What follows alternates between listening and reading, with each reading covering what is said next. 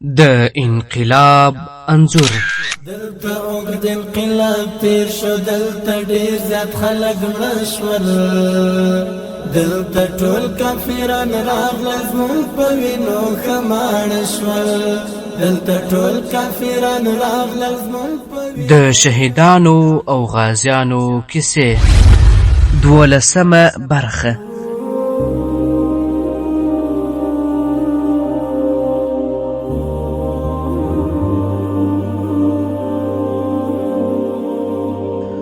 الحمد لله وكفى والصلاة والسلام على رسوله خير الورى اما بعد.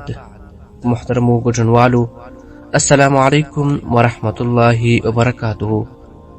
الله تعالی دې وکړي چې روغ جوړ او خوش او خوشحاله بیاست. ویجاړ کور مو تر خراب تاریخ خوښ دی. د لوګر برکي برګ ولسوالۍ ته ولاړم. له ډاکټر صاحب ضیاء الرحمن عمر سره مو ولیدل. جریان مو ورسره شریک کړ.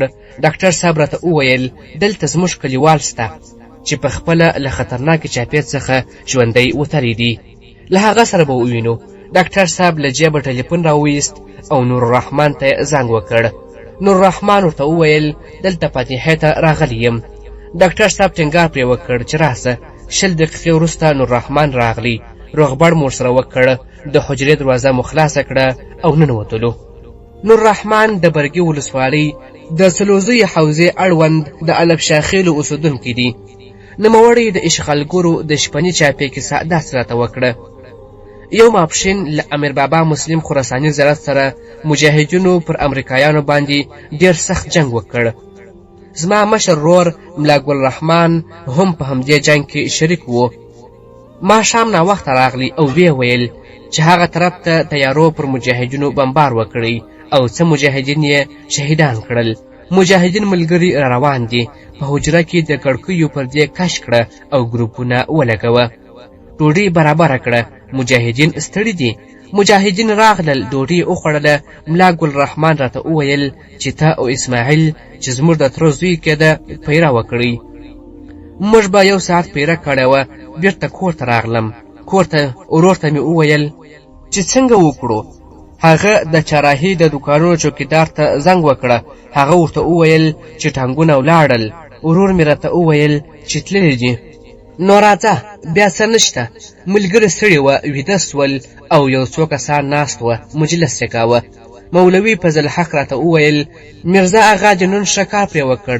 ډېر سخت یې امریکایان وویشتل. تقریبا 10 بجې وې چې د کلا له دروازې سره رڼا سوه او چیغې یې شروع کړې. په پښتو یې دومره پوه سو چې ویل یې اسلحې کښېږدئ او راووځئ. موږ پر دې وخت د حجرې ګروپونه ګل کړه او مشوره مو کوله چې څه وکړو. اشغالګرو بیا چیغې وهلې راووځئ، وخت مه ضایع کوئ.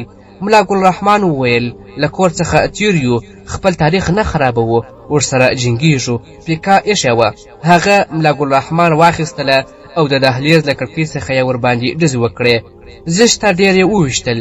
ملا ګل رحمان وروسته زخمي سو. دننه مو کور ته انتقال کړ.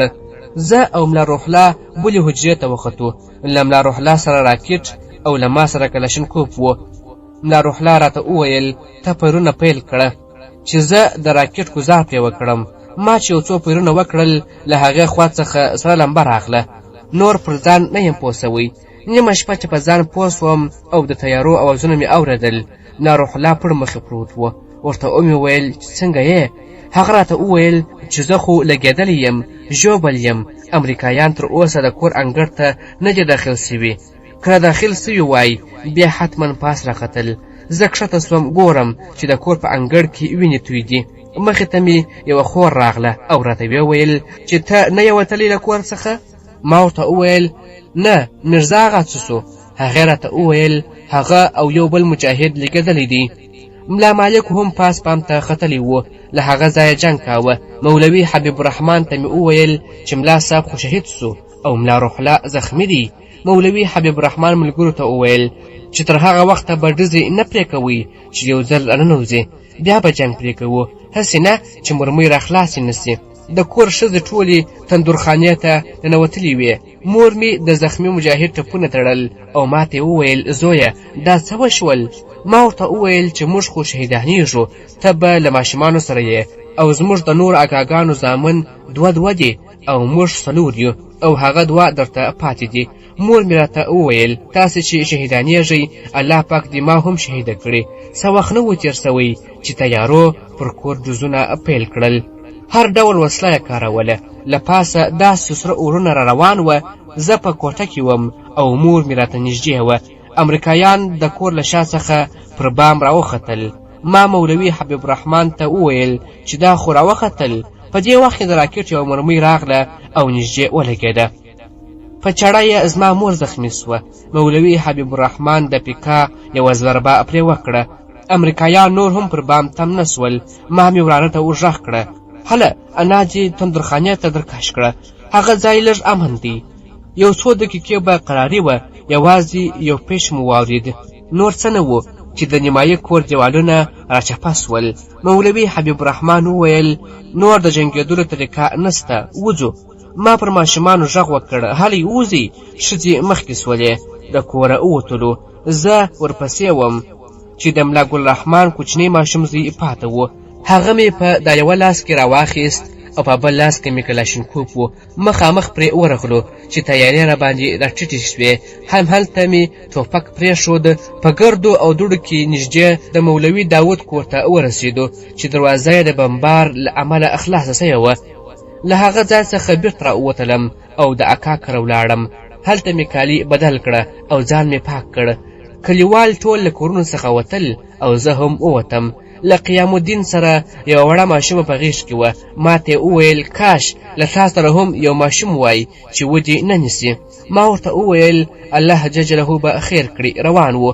مخې ته مو امریکایان راغلل. نری پل و. له هغه راتېر سول. د اردو یو څو کسان هم راتېر سوه.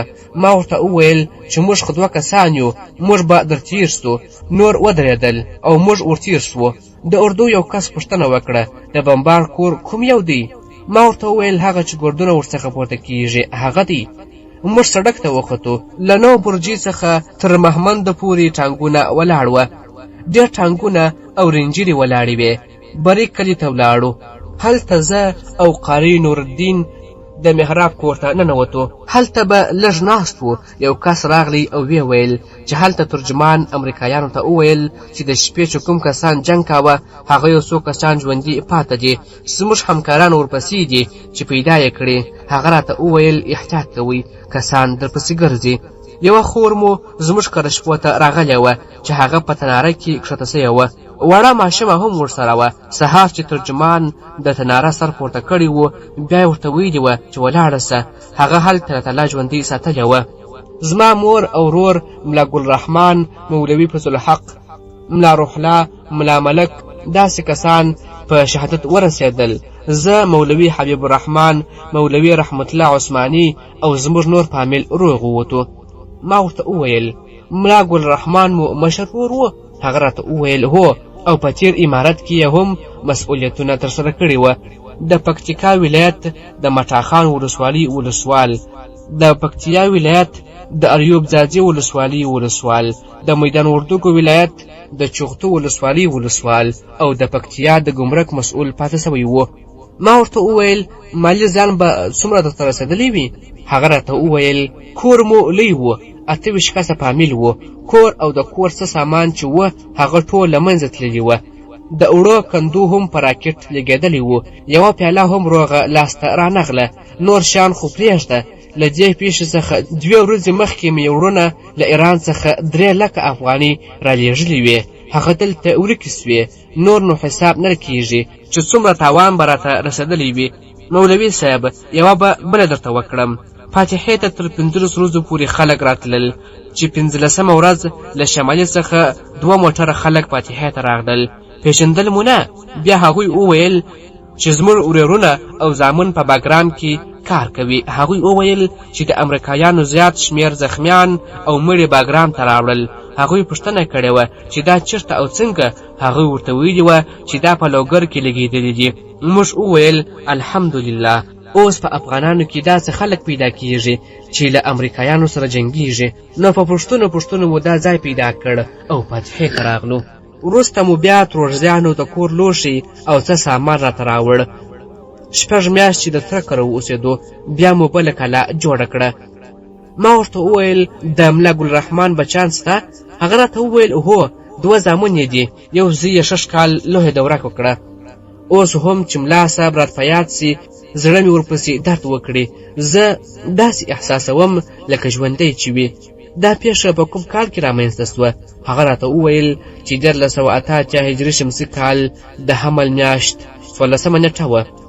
نور رحمان راته وویل له دې چاپې څخه یو کال وروسته کابل ته ولاړم. کاسټر موټر راسره و، هغه مې چلاوه. یو ورور مې تازه له ایران څخه راغلی و، هغه هم راسره و. چمن حوزې ته چې ورسېدم، یو دم د امنیت موټر راتاو سول. غږ یې وکړ، موټر څنګ ته کړه او راکښته سه. ما ورته وویل خیرت خو به وي؟ ویل یې ته قاري نور رحمان یې؟ ما ورته وویل حفظ مې نه دی کړی، نوم مې نور رحمان دی. وی ویل نور مه غږېږه، راکښته کېږه. ما ورته وویل بېزتي مه کوه، یو ځل به ځان سره پوه کړو، د بل چا پر ځای مې یو نسې. په دې وخت 2 مرمۍ تېرې کړې او وی ویل ولم دي. ورور مې راته وویل ورکښته سه. څنګه چې ورکښته سوم، دومره یې ووهلم چې پر ځان نه پوهېدم. زه یې نور ریاست ته یوړم، زما ورور او یو موټر یې راوستلی و. هلته مې چې وکتل، پر ورور مې سترګې ولګېدې. هغه ته مې زړه خفه سو. ملا صاحب څه سره به دې خوږوم؟ زه یې په 1 شپه کې 120 پیپه ووهلم او ویل به یې چې اقرار وکړه. ده یوازې دا ویل چې په هغه شپه په جنګ کې ته وې او کړه وې. ما ځان کلک منکر کړی و. 2 ورځې یې مخ پر دیوال کې نولی وم، لاسونه یې شاته راتړلي وه. یو بل مجاهد د کندهار و، هغه یې نوک ایستلو ته یوړ او زه یې په 9مه شپه راوځړولم. 14 ورځې په 9یم ریاست کې وم، بیا یې 40م چهل ریاست ته ورکړم. هلته بیا یو څه شکنجې کمې وې. 3 میاشتې مې په چهل ریاست کې تېرې کړې. وروسته الله تعالی ازادي را نصیب کړه.